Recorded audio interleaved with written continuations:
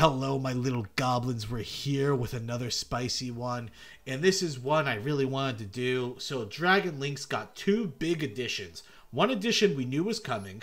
The Boral End Dragon. Our boss monster. Our insane boss monster that's very hard to out. Can't be destroyed by card effects. Can't be destroyed by battle. Can attack all your opponent's monsters. 3,500 attack.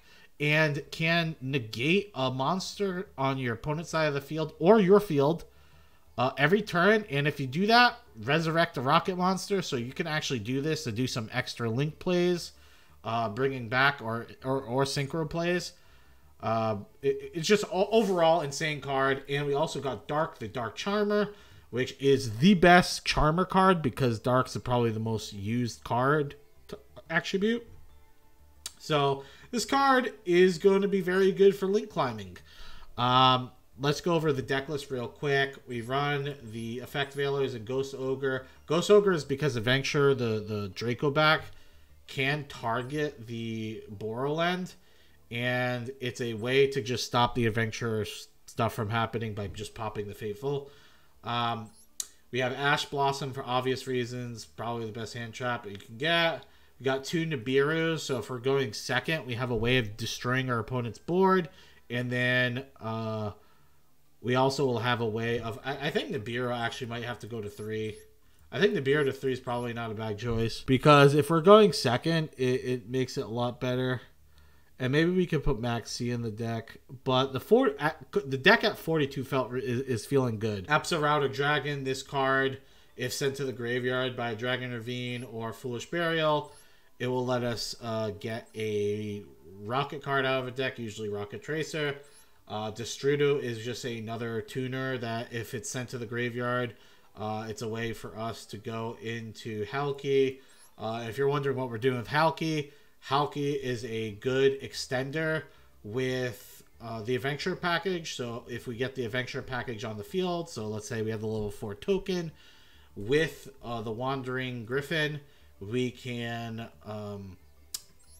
use Destrudo, summon on the field, link the token and Halki, the token and Destrudo to make Halk. Then Halk special summons our Red Rose, and then Red Rose and Wandering Griffin can go into Baron de Fleur, and then the effect on that will activate the special summon Red Rocks, and then you can pretty much go into Baron de Fleur with Boral End, and depending on your other extenders, you might have Heretical Seal as well. So it's a pretty good combo. Let's just say that. Just looking at the deck, I really like the ratios. But let's get into some games, and you guys can see the deck for yourself. Okay. All right, my little goblins, we're here for game 1, and our hand is actually looking pretty good. It's a pretty good hand. So we have the Water Enchanter, so you could use Foolish Burial on something else. We could use the right and we have Called by the Grave in our hand to stop the Max C, which is huge. Originally, I was not running Called by the Grave because I really just wanted to be at 40 cards. But my goodness, it is annoying when I don't have Psy. Like, Psy Gamma in this position is insane, right? But there's a lot of cases where I don't open Psy, so it's one of those unlucky things, just increasing the amount of outs I have to Max C. But yeah, in this position, Psy Gamma would be insane though, because it would let me get another, like, a free level 8 synchro, like Chaos Ruler is pretty nuts. So we're going to send the Absolouter to Dragon to the graveyard, get the Rocket Tracer, which we really didn't need to because we had the quick launch. But we're going to get the Striker Dragon so we can get the Boot Sector launch. And then we're going to go into Halki. So I was thinking my opponent, like, they kept having the thing going off saying my opponent had a reaction to this. So I'm like, this guy's a dirty little dog. I didn't want to get rid of the token because I needed the Griffin activation just in case this person had a way of interacting. So now that I have this, I can go into Baron and still be safe. So just really play it by ear. Let's see if your opponent has something. Because if they have something, you might not want to get rid of the token or Griffin until you're done doing what you're doing. Or at least if you can go into a Baron. So now we're going to do the combo where we get the Guard Dragon Pisty. We use the Basil Rose Shoot. Now we can go into Triple Burst. Now both of these combined will let us grab Absurata Dragon. Now we're going to Quick Launch. We didn't have to Quick Launch there. We just did it preemptively. And now we're going to go into Borreload Savage. I actually don't go into Borreload Savage Dragon that much. And it's not the fact I can't. It's just a lot of the times, like, I'd rather go into something else. But if you can go into Borreload Savage and it doesn't, like, hinder your other plays. Like, if I couldn't go into, let's say if I had to choose between going to Boral End or Borreload Savage, I'd rather go into Boral End. Because it's a stronger it's a more annoying monster to deal with. And it is our boss monster. And Borreload Savage Dragon, it can get outed pretty easily. Like all they would have to do would be, you know, like just 2 negates. 2 negates would stop it. I mean, a negate will stop Boral End Dragon as well. But I don't know. I personally, it's not a big deal. Like a lot of the times, this card here will be Heretical Seal, which is a very good card too. So that's all I'm trying to say. It's good though. It's really good because we have 3 counters on the hull, so he's gonna be a big slammer. Playing against Despia, who's gonna use Super Poly. Now here I was very confused. Couldn't my opponent just? Does this target? No, it doesn't target. So like my opponent, unless they're not running Starving Venom, they could have just Starving Venom to me. And this isn't Diamond. I'm gonna point this out. This isn't Diamond rank. This isn't even Plat. So a little confused there. They end up just getting rid of Borreload Savage. So I'm like, okay. I think maybe they thought they can go into Proteozaic, but you need a light monster for that. And all my monsters are dark or winged. So we're going to negate this card end turn. Rocket Tracer, I'm going to activate that effect to pop and special summon card in the field at the end of his turn. And then that would allow me to go into Chaos Ruler. And then he was pretty dead, to be completely honest. He was kind of fucked. So our opponent just surrendered. Kind of just shows the power of dealing with this. He had the Alibur, but even if he was able to summon the Alibur, we could have negated it easily. It's not a big deal. All right, we're here for game 2. Our hand is actually looking pretty good to dealing with what annoying cards our opponent may have. There they have the right, and we have the Ghost Ogre for it. So this is going to be actually pretty nice for us. They're going to activate the Fateful. We're going to Ghost Ogre. And they're going to Call by the Grave, because they always have that. You know, when I play this, I never have it. When they do, they always have it. But I also wanted to point out that last game I did double check, and my opponent did not actually have Starving Venom in their deck. I don't know. I have no idea. You should always run Starving Venom, though. Because I would have got rid of both my boss monsters, and it would have been kind of annoying to deal with. Here comes Chaos Space. Chaos Space is a very good card. It is a very nice extension. But we're just going to pump our opponent, I guess. Combo. Chaos Space gives us a free card. Draw. We got a useless Basil Rose Shoot that we can't use. And then the white dragon will search for the black. But remember, if you summon black, you can't summon it again. Just to give you the idea on that. We end up hitting a Water Enchantress, which is good. I actually should have... No, it doesn't matter. Now, keeping the Bureau is good. So, we're going to activate right. We pop the Striker. Shit's bussing right now. Let's just speed through it a little. We got the Wandering Griffin. Get rid of their token. If you guys were wondering, I think this summons it in defense. Yeah, okay. Now we got Borreload Savage, and our opponent's dead. Oh, never mind. GG. I got cocked, actually. Then goes Starving Venom.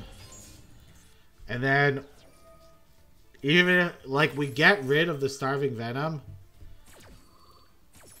But Starving Venom's effect pops our field.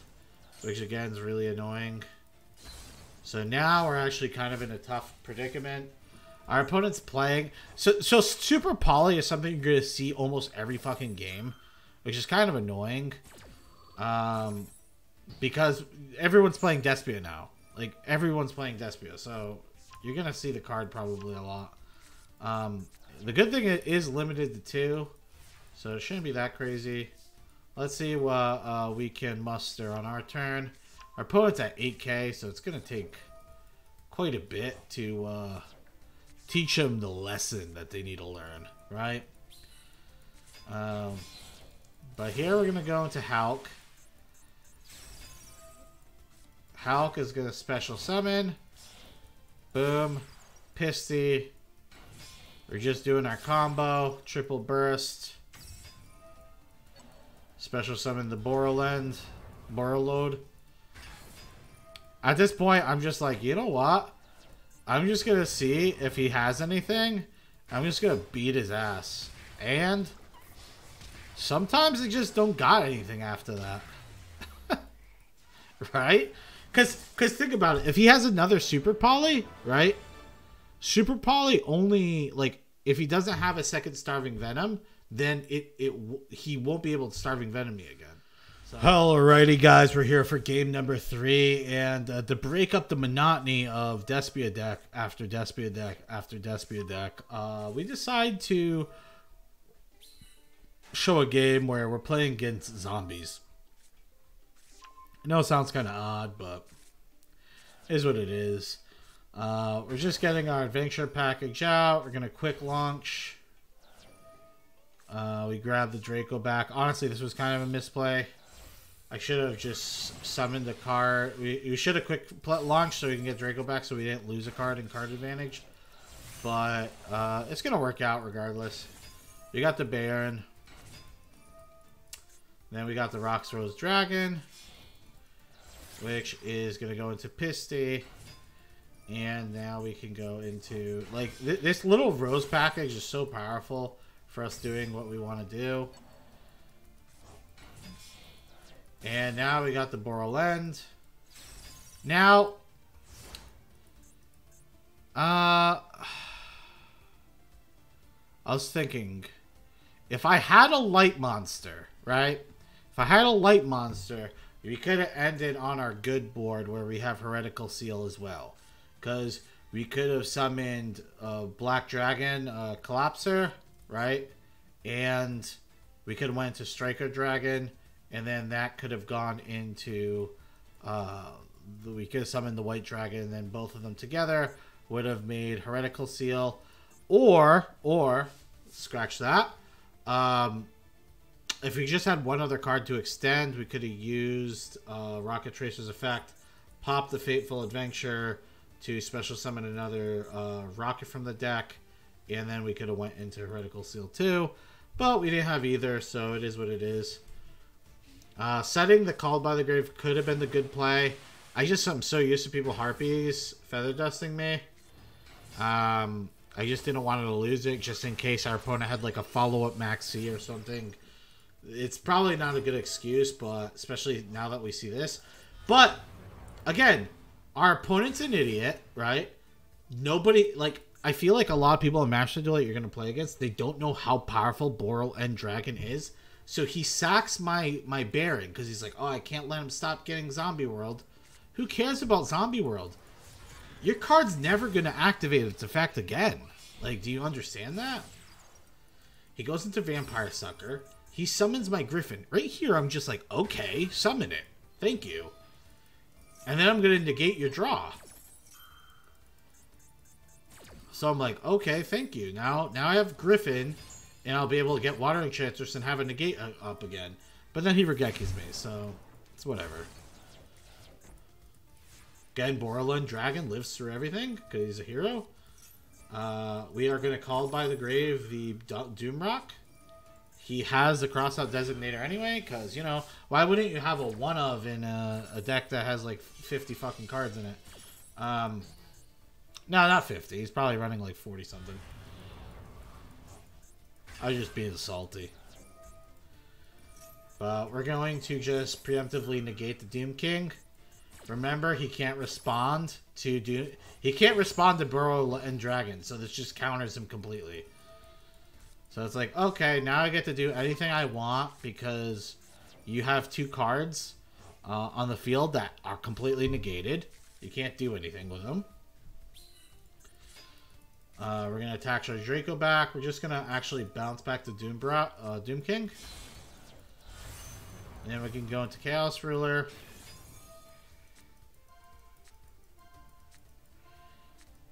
And we end up adding the Bureau to hand.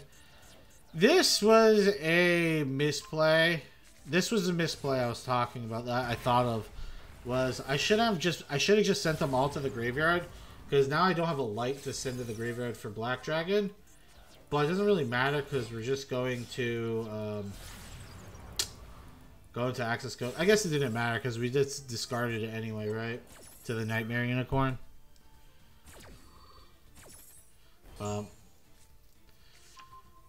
So we're gonna pop. Pop goes the Weasel and the Vampire Sucker, and then bam, Crow's dead. Damn. I love Borderland Dragon. It's such a cool card. Alrighty, guys, we're here for game number 4, and we took a break from Despia, but we got to bring it back and play against Despia again, because, you know. I'm just being troll right now, but like, dude, every game you're playing against Despia, it's kind of nuts. At least like it's like a good like, I would say 80% of the games I've played were Despia. I was out of like 25 matches. No, not 25, like 20. We didn't play an absorbent amount with the deck, mainly because we were just trying to get... We got the footage kind of early. Footage we needed. So, we bounced one of his spells back. We're getting Impermed here. Now, I could negate with the Wandering Griffin, but this isn't the end of the world. I have Extenders still. I still have it normal summoned. So, Rox Rose is going to allow us to go into our Baron. So, we still keep the negate. Now, we can use Baron to pop. It was a crossout. Now Basil Rose Shoot. Pisty. You guys, you know how this works now. You guys know how this works. Triple Burst. That's going to bring back Rocket. We're going to special summon that. Borrowland. And now we're just going to kill them with the Borrowload Savage. Let's just put enough damage on the board. We could have went to Chaos Dragon. Didn't really matter. But, man, that felt good. Just picking apart 4 back row. I mean, they weren't, like, crazy back row, clearly, if they weren't responding to me. But, we must have bounced back their Super Poly or something. I feel like they had Super Poly, and we must have just bounced it back. Because this was against Despia. Alrighty, guys. We're here. And I know you guys love the Despia matches. But now we're playing against someone who uses Pot of Extravagance. So can you guys guess who that could be? Yeah, it's Flurries. Kind of unfortunate I use the Ash here. But I think most of the time you do Ash that. Because if it was like something like Eldritch or something... You probably want to Ash the Extravagance anyway, right? So, I still think the Ash was fine. I think it was still the right call. But, yeah, we're going to have a tough time. Our hand isn't, like, the best. Called by the Grave is kind of almost useless. I don't think we're going to get too much value out of it. Summons the Strix, just banishes. Literally doesn't matter. So we're going to Foolish Burial, the Water Enchantress. Now we're going to... We need to bait his activation, right? And I want him to either summon... Like, he's either going to summon Ryza or he's going to summon Barrier Statue, right? And that's kind of what we need to see. We need to see what our opponent ends up summoning. This Effect Veil is actually a really good draw here, right? We do not equip the Draco back because we had a feeling he was going to go to Ryza. And that's just losing a card for no reason. So Ryza is going to pop her token. He's going to put Extravagance back on the top of his deck. So in my mind, with him putting Extravagance on top of his deck, I'm like, there's like no way in hell we win this. So you might be saying, Fatsoid, why the fuck are you showing this? This is obviously a loss, right? You're obviously going to lose the game, right? Well, things aren't always what they seem. We use the effect, and we just summon Snow, pop his card. You have to remember, like a lot of the cards in his hand are just like monsters. So, it's not that bad. So, he's going to use Paw of Extravagance. Draws 2. Now, if I stop this Rabina, right, I actually think I have a chance here. So, I Effect Veiler, but I'm like, there's no way this guy doesn't have a Called by the Grave or the Field Spell to follow up or something like that, right? Well, they don't call them Brick Birds for no reason. So, he ends up using this. So, this tells me he has the Toucan. The Toucan that can get Floaterese cards from the Banish Zone. But now we're in this position where we can actually just shit on our opponent. So we're going to write Amir Sayer. And remember, since we were smart and we didn't get rid of the Draco back, and we actually have a way of stopping the Ash, we're going to be able to bounce back the Floaterese, M-Pen, which is going to stop pretty much all our combos if we don't do that. And we're going to be able to actually do something this game. So here's the Wandering Griffin. That goes to the graveyard. You guys know how this works. I don't need to explain this to you. Bounce that shit back. Screw you, buddy. No sympathy for you. You go into Chaos Ruler. Mainly because I have Quick Launch. This might not be the play if you don't have Quick Launch. But we end up getting White Dragon, which is a really good draw anyway. And our opponent concedes because we're just going to combo them into Oblivion, which is hilarious. I love seeing Floaterese cry. Hello, my little goblins and ghouls. I know that I ask this a lot, but please subscribe. If you guys enjoy the content, please subscribe. Consider giving me a follow on Twitch too. Join the Discord. And at the very least, leave a comment what you want to see next. You know? What do you want to see next? Helps me with the algorithm. Now let's get to the recap. How did the deck perform? I'm not even kidding you. I played 20 games with the deck. I literally didn't draw Gamma once. The card's good. Don't get me wrong. Psy-Frame Gamma is good. And if I open that up against someone who uses Max C, I can Gamma the Max C and get massive value out of it, right? That's a free rank 8. That's a free Chaos Ruler. That's a free Borreload Savage Dragon, right? The card's really good. So I think it still keeps in the deck. But out of the 18 games, I lost 2.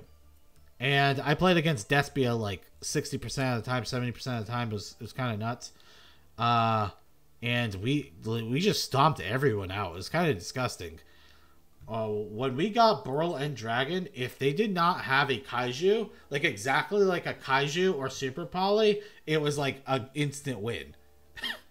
The card's like an instant win when you have it out. What I do recommend though is try your best to get Boral, have a game plan to get Boral and Dragon. You kind of have to do some chess in your head to figure out how to summon all these things. But you really want to get Boral and Dragon with at least a Baron or a Savage, a Borreload Savage, something to protect it from spells, right? I mean, it's still gonna get hit by Kaijus and stuff like that. But the main spell I'm talking about is the Draco back because it's an easy way to, like, a lot of decks have it. You know what I mean? That's specifically what I'm talking about. Monster effects, like I said, don't destroy it, can't target it. Even effects like DPE is not going to destroy it. And guess what? If DP tries to activate its effect, you can just negate it. And guess what? It's never going to be able to activate its effect as long as it's on the field. Obviously, if you destroy the DP and it comes back, it could use it again. But then you can negate it again. Borderland Dragon really is the end of the match, usually.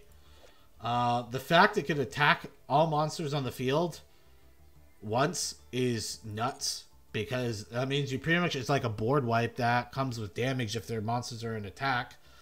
I actually think Nibiru, I feel like this card needs to go to 3. Because it's a really easy way for us to win if we're going second, especially against a lot of these combo-oriented decks.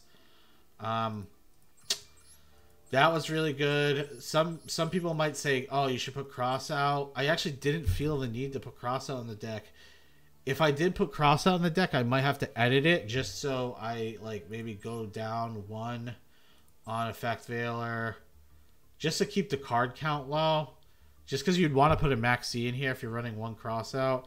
But 1 cross out doesn't... I feel like that doesn't feel that good, like, consistency-wise. Like, am I really going to rely on cross out? That's kind of why we have the Frame Gammas. That's why we have the Ash. Like, this is the way we stop Max C. We have the Frame Gamma. We have the Ash. We have the Called By. And sometimes when they Max C, we just pass. It is what it is. But that's why Nibiru is a nice card, right? We pass... If our opponent ends up comboing off, we have Nibiru to stop their turn. And then, boom, it's back to us. Then they max you again, if you're me. But yeah, I love the ratios in the deck. I really urge you guys to try this. I usually don't like always tell people, oh, make this deck, make this deck. I really say make this deck because I don't think you're going to be unhappy with this. Like I said, I won most of my games. We got like climbed really easily from Plat 3 to Diamond 5. Yeah, we stopped at Diamond 5 just because I was getting late and I needed to record this. But yeah, I think the deck was performed very well. And let's do a tier rating. You guys are gonna be surprised with this. A scale of 1 to 10, the power level, I'm gonna give it a 9. I'm gonna give it a 9. I think this deck is very, very strong.